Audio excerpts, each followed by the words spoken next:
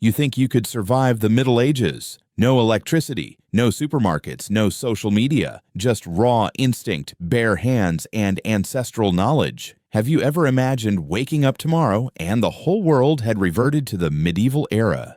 No phones, no convenience stores, no motorcycles, no online shopping, no modern tools. Just you, a patch of wild land and hunger gnawing at you hour by hour. In the Middle Ages, winter wasn't a cold season, it was the season of death. No heating, no ambulances, no insurance. If you didn't know how to fend for yourself, you and your entire family wouldn't survive the first snowfall. But the most terrifying thing wasn't the cold, it was forgetting. Skills that once saved millions of lives now completely lost. From making bark bread to crafting rope from human hair, our ancestors were survival masters in the dark. And today, most of us, even modern-day preppers, have no clue these skills ever existed. So what were those techniques? Who came up with them? And would you be able to perform even one of them if your life depended on it? Today, we'll uncover 7 medieval survival skills, forgotten knowledge that no one teaches you in school, but could save your life when everything else collapses. Welcome to medieval Europe, where a cold breeze could wipe out your family, and one failed harvest meant a death sentence for your entire village. Europe, 14th century. Villages scattered across desolate plains. Forests so thick you couldn't see through them. Wolves howling every night. Hunger arriving with the seasons. No electricity. No modern medicine. No stores. No social safety nets. For 90% of the population, life meant being a peasant. They didn't own land. They didn't own freedom. And they had no defense except skills. A typical year for a medieval person began with bone-chilling winter when last season's food supplies had already run out. Then came muddy, uncertain spring planting. Summer brought disease, drought, and sometimes violent uprisings from feudal lords. By autumn, everything depended on a successful harvest. If it failed, hunger would claim the children first. In 1315, the Great Famine swept across northern Europe. Months of relentless rain rotted the grain. Peasants resorted to eating horses, dogs, even rumors of cannibalism spread. Millions died not from war, but from the loss of basic survival skills their ancestors once knew, but their generation had forgotten. This isn't a movie. It isn't fiction. This is history. And from here, you begin a journey into the brutal blood-earned wisdom that once kept humanity alive. In that harsh world where every meal was a battle and winter was a silent killer, survival wasn't a choice, it was law. Those who didn't know died. Those who lived knew. They knew how to get carbohydrates from the forest, how to turn trash into traps, ropes, and weapons, how to use every inch of land, every bone, every strand of hair. So today, let's follow the footsteps of the survivors.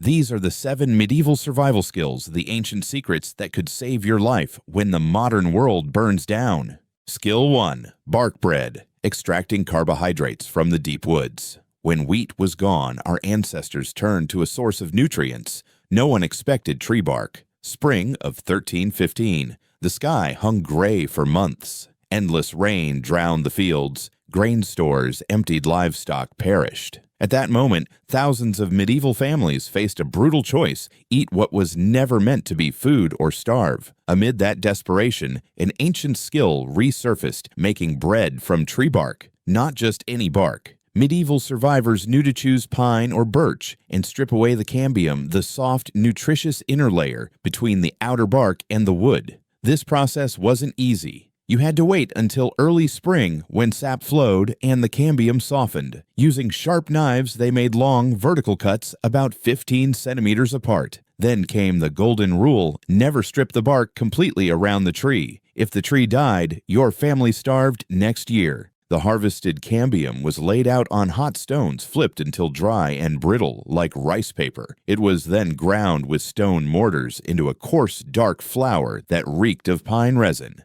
The taste, disgusting.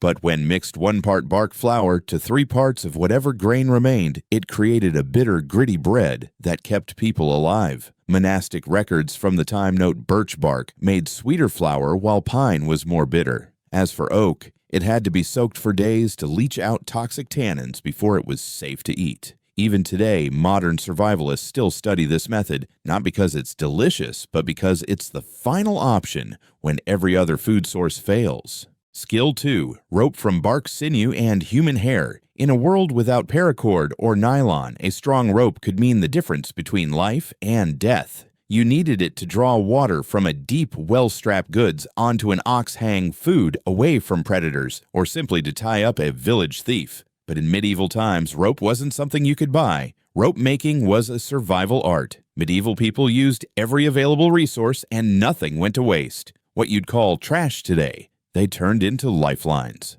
From bark, they stripped fibers from plants like basswood or nettle. After soaking them for days to soften, the fibers were pulled into thin threads. With just hands and thighs, they twisted strands into cords, then braided 3 to 4 layers to form ropes several meters long. From sinews from cows or deer were dried, pounded until soft, and used to make ultra-durable rope. This material was prized for bowstrings and tent fastenings. From human hair, when someone died in the village, craftsmen collected long hair, especially from women, to weave into fishing lines, thread for stitching leather, or fine trap strings. Hair may seem delicate, but it's water-resistant and shockingly strong. Each rope had its own purpose. Bark rope for agriculture climbing and large traps. Sinew rope for hunting tools and weapons. Human hair rope, flexible, stealthy, and unsettling to modern minds. Records from a 13th century Finnish village describe an entire rope team, 3 people working in rotation, 1 stripping fibers, 1 twisting, and 1 stress-testing ropes by pulling weights. Today, mountaineers, bushcrafters, and survivalists study these skills seriously, because when there's nothing left but dirt and death, a single rope might be the only thing keeping you from falling into the abyss. Skill 3. Fire from flint and dry mushrooms. When flame is everything. When night falls and the cold starts killing, the ability to make fire becomes the boundary between life and death. In the deep medieval woods, fear didn't come from darkness. It came from the cold, from wolves, from starving bandits. In that darkness, fire wasn't just light, it was a weapon, a shelter, and a silent promise that you might survive until dawn. But making fire wasn't easy. There were no lighters, no matches, no gas, no alcohol, only stone steel and something modern people barely know, amadou mushroom tinder. Medieval people knew to harvest a large shelf fungus called Fomes fomentarius from rotting trees. They peeled away the outer shell, took the soft fabric layer inside, dried it, beat it loose, and soaked it in urine or wood ash for days to make it more flammable. Then they smoked it over a fire until it became a super tinder ready to catch the faintest spark.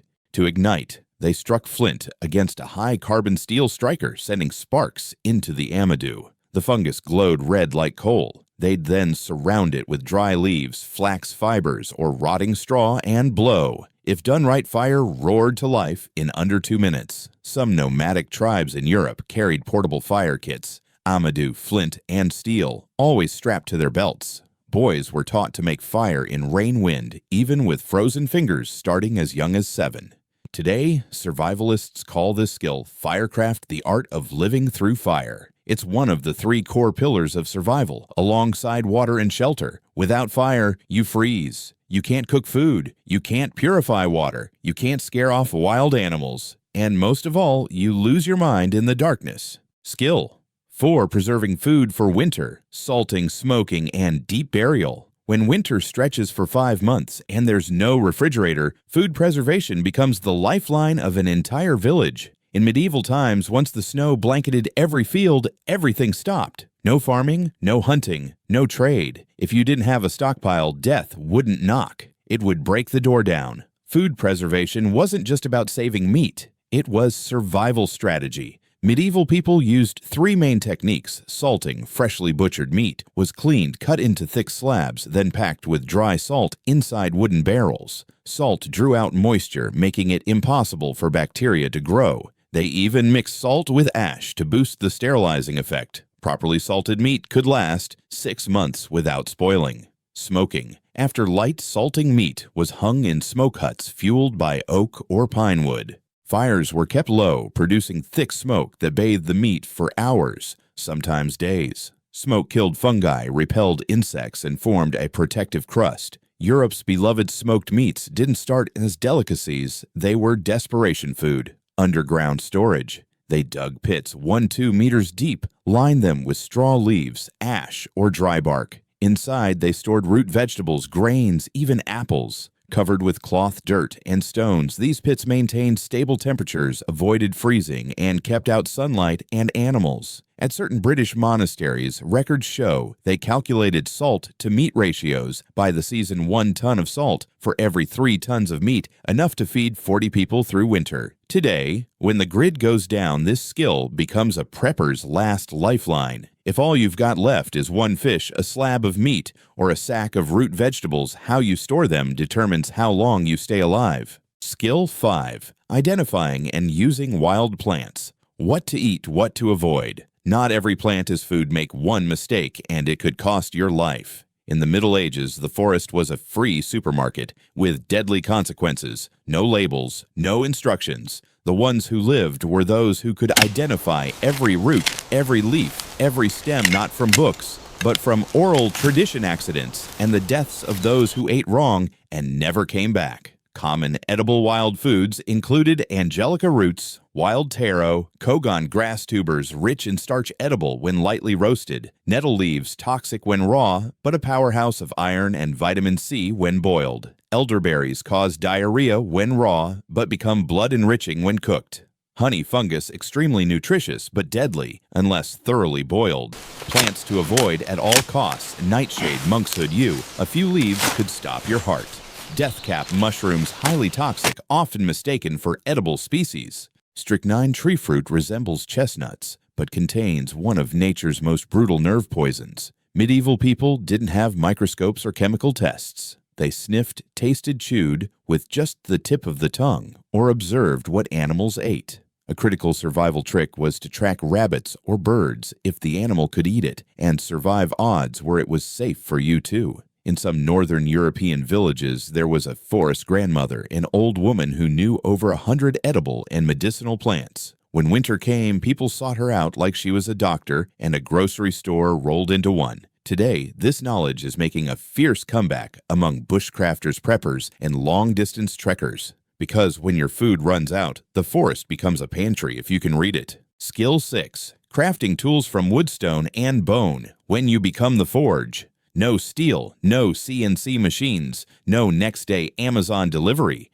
You had to build your axe, your hoe, your trap, even your spoon, with bare hands and memory. In the Middle Ages, a tool wasn't just an object. It was life. No hoe meant no crops. No knife meant no peeling, no carving. No sharp stick meant wolves weren't scared anymore. So the ability to craft tools from the raw world around you was the most basic and most critical survival skill. Making axes and knives from stone, flint-knapping medieval people selected flint or shale with naturally sharp edges. They used harder rocks to strike and chip off thin blades, sometimes sharp enough to rival steel. The stone blade was bound tightly to a wooden shaft with animal sinew or melted pine resin, forming a solid weapon or farming tool. Wooden tools, spoons, bowls, weaving frames. They used fire to hollow out logs, then carved with sharpened bone or stone chips. Skilled craftsmen could sculpt wheels, locks, or spinning frames using only saws and red-hot iron awls. Animal bones, the forgotten toolkit. Deer or cow leg bones were turned into chisels, awls, and leather needles. Cattle skulls were sawed into cooking pots. Some Viking tribes even shaped spinal bones into bow grips, light, strong, and flexible. The survival mindset was simple. Nothing was trash.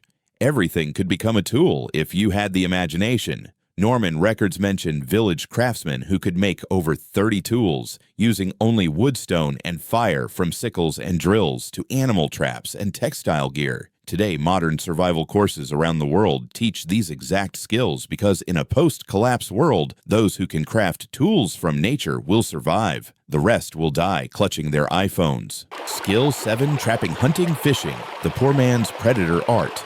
No guns, no modern nets. You survived by brain patience and traps. In the Middle Ages, if you didn't hunt, you went hungry. But most peasants weren't allowed to carry weapons. They couldn't enter the Lord's forest. They weren't permitted to kill wild game. So what did they do? They became invisible predators. They learned to trap silently, secretly, with deadly precision. Snare traps using flax cord or animal sinew, set along rabbit trails, squirrel runs, or pheasant paths. A small bent sapling acted as a spring. When triggered, the loop tightened and yanked the animal into the air. Most trappers laid 10 to 15 snares at once to increase chances of meat. Camouflaged pitfall traps used for wild boar foxes or small wolves. They dug 1 to 2 meter deep holes, lined them with sharpened stakes, and covered the top with soft dirt and dry leaves. Some villages even mixed human waste into the mud to confuse the prey's nose. Fish traps using wicker baskets or rock weirs. Shallow rivers were ideal.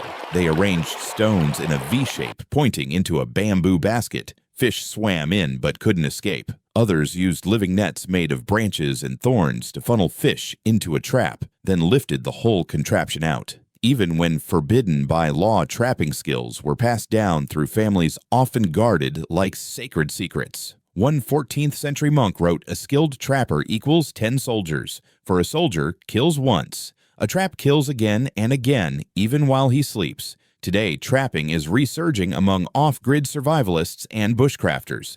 Why? Because it's the most energy-efficient way to get protein over time without chasing fighting or even being present. When you're deep in the woods, no gun, no weapon, no backup. A trap is your second set of hands, your sleepless eye, your silent fang. They had no phones, no internet, no fridges, supermarkets, or health insurance. But they lived, ready. They built homes, cooked their meals, survived winters, Smells good, healed doesn't it? with herbs. I'm starving. And most importantly, they passed on survival skills from one generation to the next. Now, pause and ask yourself, if the power went out for 3 days, could you start a fire with stone and steel? If tap water stopped flowing, could you purify swamp water? If hunger hit, could you tell which mushroom feeds you and which one kills in 2 hours? Modern life has disconnected us from primal skill. We depend on technology like oversized children in smart homes, helpless when the system breaks. Medieval people were poor, sick, dirty, but they knew how to fend for themselves. We are clean, educated, and connected, but could we survive even 1 week in the wild? Here's the truth. Progress doesn't make us stronger, it just makes us more dependent. You might never have to trap animals, bake bark bread, or dig vegetable pits, but knowing how means you're no longer waiting to be rescued. That is real freedom. Imagine waking up tomorrow and there's no power, no internet, no water, no food, no fuel. The world resets to the year 1200, but with one cruel twist. The people back then knew how to survive. You don't. You stare at a dead phone. Turn a faucet, nothing. The fridge hums silence. Your kids cry from hunger, and you, with your degree, your TikTok, your emails, and AI are completely useless. So what will you do? No one's coming. No emergency hotline. No YouTube tutorials. Just you. And a reborn primal world. Medieval people weren't smarter in tech, but they were smarter in life. They were hunters, farmers, engineers with no diplomas who could start fires, build traps, bake bark, and heal wounds with weeds. And maybe, in a world that's too soft, too dependent, too fragile, it's time we relearn what they knew and we forgot.